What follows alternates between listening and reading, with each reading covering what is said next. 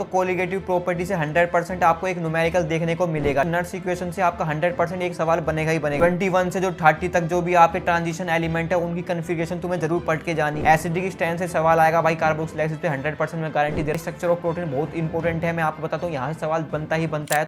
हाँ तो class 12th वालों, आज की वीडियो को देखने के बाद तुम्हारा जो केमिस्ट्री का डर है ना वो बिल्कुल दूर होने वाला है, क्योंकि इस वीडियो के अंदर मैं पूरा क्लास 12th केमिस्ट्री का पेपर एक्सपोज करने वाला हूँ। इस वीडियो के अंदर मैं तुम्हें बताऊं कि कौन कौन से वो टॉपिक्स हैं जिनसे एग्जाम में आने की प्रोबेबिलिटी बहुत ही ज़्यादा है। अगर तुम इन टॉपिक्स को भी एटलीस्ट अच्छे से पक्के करके चले जाते हो ना, तो भाई तुम अपने केमिस्ट्री के एग्जाम में 50+ इजीली स्कोर कर लोगे, अगर तुमने कुछ भी नहीं पढ़ा है। लेकिन अगर तुमने थोड़ा बहुत पढ़ रखा है, अच्छी खासी चैप्टर की अंडरस्टैंडिंग है, तो भाई तुम इजीली 60+ स्कोर कर लोगे। लेकिन शर्त यह है, अगर तुम इस वीडियो को एंड तक देख लेते हो ना और जो जो टॉपिक्स इस वीडियो में बताए गए उनको करके चले जाते हो, तो भाई तुम इजीली अपने केमिस्ट्री के एग्जाम में फोड़ दोगे। तो जल्दी से फटाफट अपनी वीडियो को स्टार्ट करते हैं। और मैं आपसे रिकमेंड करूंगा कि अगर आपके पास टाइम कम है ना तो स्पीड बढ़ाकर देख लेना। तो सबसे पहले हम बात कर रहे होंगे अपने chapter wise most important topics की। दोस्तों ये टॉपिक जो मैं आपको बताने वाला हूँ वो फुल रिसर्च के साथ बताने वाला हूँ, फुल एनालिसिस के साथ बताने वाला हूँ, जहाँ से आपके लास्ट 5 से 10 सालों में आपके इस टॉपिक से सवाल बनते ही बनते हैं। हर एक चैप्टर के मैंने कवर करें, तो वीडियो को एंड तक जरूर देखना।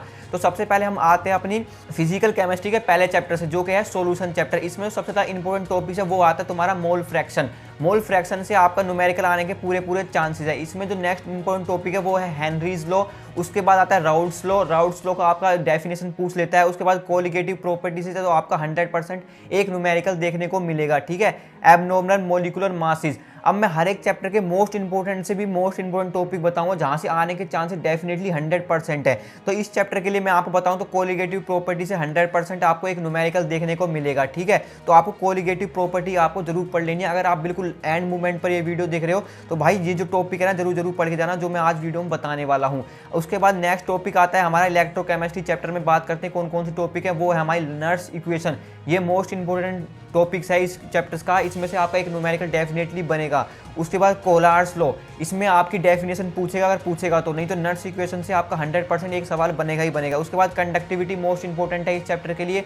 उसके बाद फैराडेज लॉ की डेफिनेशन आपको जरूर पढ़ के जानी है। उसके बाद जो नेक्स्ट टॉपिक है इसमें रिएक्शन ऑफ कोलिजन आपको पढ़ के जानी है, क्या रिएक्शन है कोलिजन की। और बैटरी के यूजेस पूछ लेता है 1 नंबर में, ठीक है। फ्यूल सेल कहाँ यूज होता है और बैटरी के जो यूज है उसको जरूर पढ़ के जाना। तो केमिकल काइनेटिक्स में ज़्यादातर चांसेस है आपका आर्हेनियस इक्वेशन पे, और इसमें से आपका डेफिनेटली सवाल बनेगा ऑर्डर और मॉलिक्यूलरिटी से।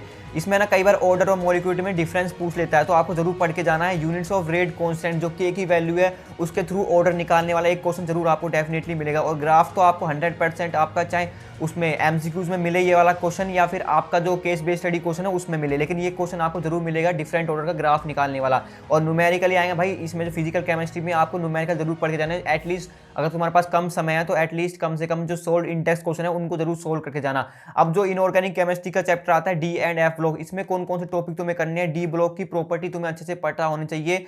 21 से जो 30 तक जो भी आपके ट्रांजिशन एलिमेंट है उनकी कन्फिगरेशन तुम्हें जरूर पढ़ के जानी है, ठीक है। जिंक, कैडमियम और मरकरी की प्रॉपर्टी, ये ट्रांजिशन एलिमेंट में क्यों शो नहीं करते, ये आपको जरूर पता होना चाहिए, एजम्पशन है। ट्रांजिशन एलिमेंट अच्छे से स्टडी कर लेने हैं आपको। लेंथेनॉइड कॉन्ट्रैक्शन को जरूर पढ़ के जाना है, इससे सवाल आता है। और जो मोस्ट इंपॉर्टेंट है वो भाई इस चैप्टर के लिए है KMnO4 और K2Cr2O7 की रिएक्शन, ये जरूर पढ़ के जानी है। अब जो नेक्स्ट चैप्टर है वो कोऑर्डिनेशन कंपाउंड है। इसमें जो आपको पढ़ना है सबसे पहले तो इंट्रोडक्शन लिगेंड्स का अच्छे से पता होना चाहिए। अगर तुम्हें ये नहीं पता तो भाई तुम VBT और CFT को अच्छे से पढ़ के जाना। इस पर आपको डेफिनेटली सवाल देखने को मिलेगा, कौन सा कंपाउंड कलर शो करता है, कौन इस पे मेन चांसेस जो मैं बताऊँ ना सबसे ज़्यादा इंपॉर्टेंट इसमें नोमेनक्लेचर है और एक VBT और CFT पे सवाल आएगा, ठीक है। नोमेनक्लेचर पे तो 100% आपको एक सवाल देखने को ही मिलेगा इसमें से। और VBT और CFT पे आपको कलर कोऑर्डिनेशन वाला दिखा सकता है, कौन सा कंपाउंड कलर शो करेगा कौन सा नहीं करेगा, ठीक है। नेक्स्ट जो बात करते हैं हेलो अल्किन और हेलो एल्किन की, अब यहाँ से ऑर्गेनिक शुरू होती है। अब इसमें कौन कौन से इंपॉर्टेंट टॉपिक्स तुम्हें करने हैं वो सुनो ध्यान से, क्योंकि इसमें तुम्हारे पास इतना टाइम नहीं होगा कि तुम हर एक चैप्टर का हर एक टॉपिक कंप्लीट कर पाओ। तो इसमें से तुम्हें सिर्फ मेन टॉपिक मैं तुम्हें बता रहा हूँ। बेसिक्स ऑफ ऑर्गेनिक की तुम्हें एक वीडियो देख लेनी है, ठीक है, 30 मिनट की वीडियो होगी, वो देख लेना। अगर तुम्हारी ऑर्गेनिक अच्छे से आती है, तुम्हें अंडरस्टैंडिंग है, तो तुम्हें सिंपल क्या करना है, नोमेनक्लेचर पे फोकस करना है, ठीक है। नोमेनक्लेचर का आपका एमसीक्यूज में आने का सवाल चांसेस हैं। और SN1 और SN2 से आपको डेफिनेटली ये क्वेश्चन देखने को मिलेगा। उस पर जो आपके सोल्ड इन टेक्स्ट क्वेश्चन है ना SN1 और SN2 के, वो जरूर सोल्व करके जाना अगर तुम्हारा बहुत कम समय है। नेम रिएक्शन आपको सारी पढ़ लेनी है भाई। नेम रिएक्शन से आपके ना कन्वर्जन भी सोल्व हो रहे होंगे और नेम रिएक्शन से आपके 3 से 4 मार्क्स इजीली बढ़ रहे होंगे। उसके बाद बीटा एलिमिनेशन जो रिएक्शन है वो आपको अच्छे से पढ़नी है। मार्कोनिकोव रूल और एंटी मार्कोनिकोव रूल्स, ये आपकी कन्वर्जन में काम आ रहा होगा, तो इसको अच्छे से पढ़ के जाना। उसके बाद अल्कोहल, फिनोल एंड ईथर, ये मोस्ट डिफिकल्ट चैप्टर है हमारी ऑर्गेनिक केमिस्ट्री का। इसमें जो सबसे ज़्यादा इंपॉर्टेंट है वो डिहाइड्रेशन ऑफ अल्कोहल है। अगर तुमने केमिस्ट्री को अच्छे से पढ़ा है ऑर्गेनिक को, तो आपको मैकेनिज्म पढ़ लेना है, लेकिन अगर लास्ट मूवमेंट पर ऑर्गेनिक को देख रहे हो तो मैकेनिज्म को स्किप कर सकते हो।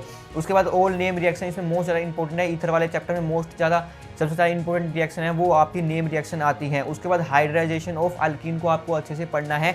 एसिडिक प्रॉपर्टी पे आपका सवाल देखने को मिलेगा, तो आपको एसिडिक प्रॉपर्टी को बिल्कुल भी मिस नहीं करना है।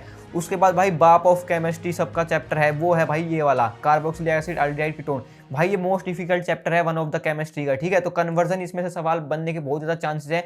मैं आपको मोस्ट इंपोर्टेंट कन्वर्जन डिस्क्रिप्शन में डाल दूंगा, आप सारे से सारा वहाँ से कन्वर्जन देख लेंगे। 30 मोस्ट इंपोर्टेंट कन्वर्जन रहेंगे उसमें, वो कन्वर्जन कर लोगे तो ईजी तुम्हारा 1 या 2 क्वेश्चन इसमें से फंस जाएगा। 3 से 4 मार्क्स की कन्वर्जन आएगी, ज़्यादा मार्क्स की नहीं आने वाली। सभी नेम रिएक्शन इसमें इंपॉर्टेंट है, पहले ही बता दूं। ऑर्गेनिक की सभी नेम रिएक्शन तुम्हें पढ़ के जानी है, चाहे तुम ऑर्गेनिक में कुछ करो ना करो, लेकिन नेम रिएक्शन जरूर पढ़ के जाना, तुम्हारे 3 से 4 मार्क्स कंफर्म हो जाएंगे। एसिडिक स्टैंड से सवाल आएगा भाई, कार्बोक्सिलिक एसिड पे 100% मैं गारंटी दे रहा हूँ, एसिडिक स्टैंड से तुम्हें सवाल देखने को मिलेगा। अमाइन चैप्टर में मैं तुम्हें सजेस्ट करूंगा तुम इसको है ना पूरा कंप्लीट चैप्टर कर लेना, क्योंकि ये मोस्ट इंपोर्टेंट चैप्टर है। इसमें जो सबसे ज्यादा इंपोर्टेंट टॉपिक्स है वो डिस्टिंग्विश टेस्ट होते हैं 1 डिग्री 2 डिग्री 3 डिग्री अमाइन में। इसकी मैं आपको डिस्क्रिप्शन में डाल दूंगा कौन कौन से टेस्ट यूज होते हैं। बेसिक स्टैंड और एसिडिक स्टैंड पे आपका सवाल देखने को मिलेगा, तो आपको जरूर पढ़ के जानी है बेसिक स्टैंड और एसिडिक स्टैंड। एचबीडी रिएक्शन आपको जरूर पढ़ लेनी है, होफमैन ब्रोमाइड डिग्रेडेशन, आपकी सिंपल सी रिएक्शन है, उस पर भाई सवाल जरूर आता है। उसमें 1 डिग्री अमाइन बनने का जो प्रोसेस है वो बताया हुआ है। डाइजोनियम सोल्ट को आप स्किप कर सकते हो, लेकिन अगर तुमने केमिस्ट्री को पढ़ रखा है पहले भी, तो भाई तुम्हें डाइजोनियम सोल्ट को एक बार जरूर रिवाइज कर लेना। अगर तुम लास्ट मूवमेंट पर देख रहे हो तो तुम इसको स्किप कर सकते हो। उसके बाद कार्बाइल अमीन रिएक्शन को तुम्हें जरूर पढ़ के जाना है। नेक्स्ट जो चैप्टर आता है वो थ्योरेटिकल चैप्टर है हमारा, बायोमोलिक्यूल्स। अगर तुम बायो के स्टूडेंट हो तो तुम अच्छे से रिलेट कर पाओगे इस वाले चैप्टर्स को। तो डिनेचुरेशन ऑफ प्रोटीन्स, इसमें आपको ये टॉपिक जरूर पढ़ना है। उसके बाद प्रॉपर्टी ऑफ ग्लूकोज, ग्लूकोज की जो प्रॉपर्टीज हैं उसकी 3-4 रिएक्शन है फॉर्मेशन की, वो तुम्हें जरूर पढ़ के जानी है ग्लूकोज की, ठीक है। स्ट्रक्चर ऑफ प्रोटीन्स, स्ट्रक्चर का जो ग्लोबुलर प्रोटीन्स है उसको जरूर पढ़ के जाना भाई। स्ट्रक्चर ऑफ प्रोटीन बहुत इंपॉर्टेंट है, मैं आपको बताता हूँ, यहाँ से सवाल बनता ही बनता है, तो स्ट्रक्चर ऑफ प्रोटीन को तुम्हें बिल्कुल भी मिस नहीं करना है। उसके बाद डीएनए वर्सेस आरएनए में, इसमें जो सबसे ज़्यादा बच्चों को कन्फ्यूजन होती है ना वो बेसिस को लेकर होती है। इसमें बस एक ही बेसिस डिफरेंस है, तो आपको ना डीएनए और आरएनए में डिफरेंस पूछ लेता है 3 मार्क्स में, तो आपको जरूर पढ़ के जानी है। डिफिशियंसी डिजीज आपको जरूर पढ़ लेनी है इस चैप्टर्स के लिए, डिफिशियंसी डिजीज से आपका सवाल आने के पूरे चांसेस है। तो भाई ये सारे टॉपिक्स से मैंने आपको पूरा चैप्टर्स के टॉपिक्स के इंपॉर्टेंट क्वेश्चन बता दिए। अगर तुम इन टॉपिक्स को अच्छे से पढ़ लेते हो ना भाई, तुम इजीली अपने केमिस्ट्री के एग्जाम में बहुत ही अच्छा स्कोर कर लोगे। अगर तुमने सिर्फ ये टॉपिक कर लेना तो तुम 50+ तो आसानी से स्कोर कर लोगे। अगर तुमने थोड़ा बहुत पढ़ रखा है तो भाई 60+ इजीली अचीव कर लोगे। और सारा कंटेंट मैंने आपको डिस्क्रिप्शन में डाल दिया, जो रिसोर्सेज इंपॉर्टेंट क्वेश्चन है। तो आई होप आपको वीडियो हेल्पफुल लगी होगी। ऐसे हेल्पफुल और मोटिवेशन कंटेंट के लिए आप इस चैनल को सब्सक्राइब कर सकते हो। तो see you in the next video, तब तक के लिए गुड बाय।